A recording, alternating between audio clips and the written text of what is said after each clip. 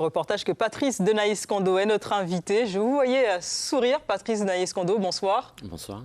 Beaucoup d'éloges. Comment observez-vous tous ces propos ?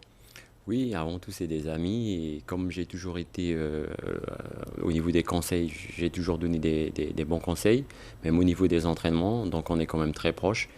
Et puis, c'est des coureurs, même avant d'être auprès d'eux, qui côtoyaient le groupe Eto, justement. Donc, je les connais, ça date d'un moment. Alors, on a entendu dans ce reportage 29 participations sur 30 tours de Guyane.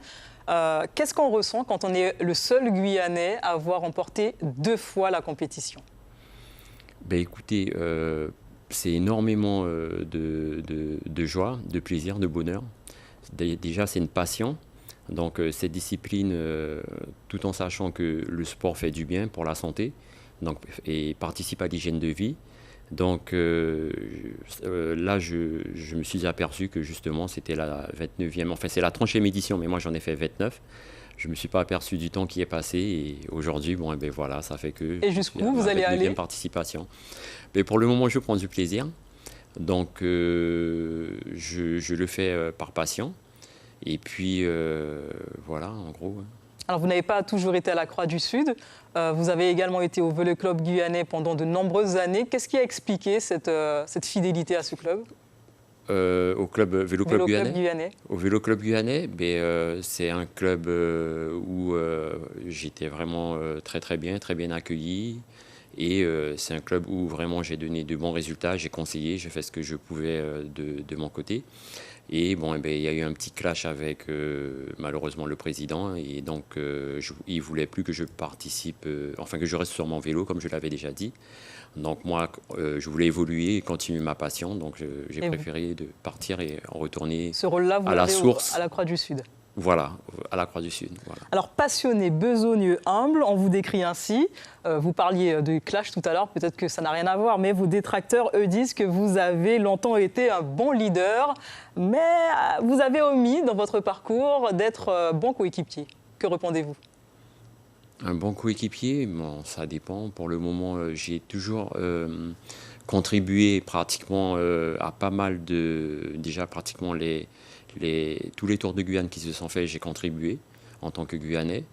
Maintenant, au niveau des courses classiques, c'est sûr que sur une course classique, donc si on peut quand même de temps en temps avoir des résultats pour soi-même, on essaie d'en avoir. Ouais.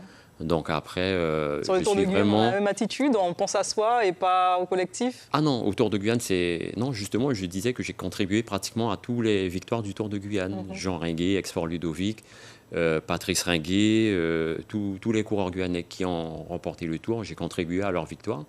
Donc de ce côté, Vous ne comprenez pas ? Non, je ne comprends pas, non.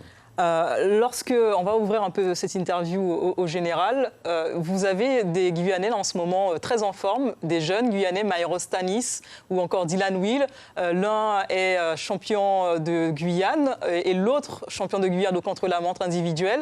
Est-ce que vous pensez que les Guyanais vont avoir une chance cette année au Tour de Guyane ?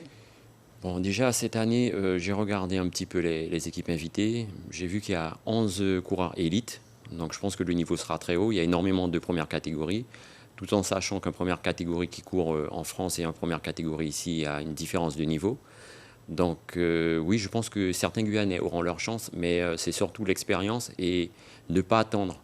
Donc il ne faut pas rester laxisme, il faudra dès le début du tour s'employer et mettre la bonne stratégie et ne pas compter sur les autres, compter que sur soi-même, de manière à pouvoir se propulser à l'avant. Donc effectivement, il y a Myron Stanis qui est quand même un bon coureur, qui a gagné quand même des victoires cette année. Ensuite, il y a Dylan Will, qui est un bon coureur aussi. Et il y a d'autres coureurs quand même qui sont très bons, qui sont dans l'ombre, mais je pense qu'il faut qu'ils s'exploitent sur ce Tour de Guyane. Il y a Nicolas Iverson, on a Mario Zonja. Ouais. On a aussi un coureur qui a gagné au moins 3 courses cette année, 3 ou 4 courses, Damien Laversane. Donc on a du monde qui peuvent vraiment prétendre à gagner des étapes pour remporter le Tour, je pense. Rapide question, on entend souvent le président du comité cycliste guyanais dire qu'il ne sera plus président s'il y a de nouvelles élections. Vous, ça vous intéresse le poste ? Ah non, du tout pas, non. Je ne suis pas ambitieux à ce point, non, ça ne m'intéresse pas. Patrice Denaïs Kando, merci d'avoir... Suivez l'info sur Guyana Première, télé, radio et Internet.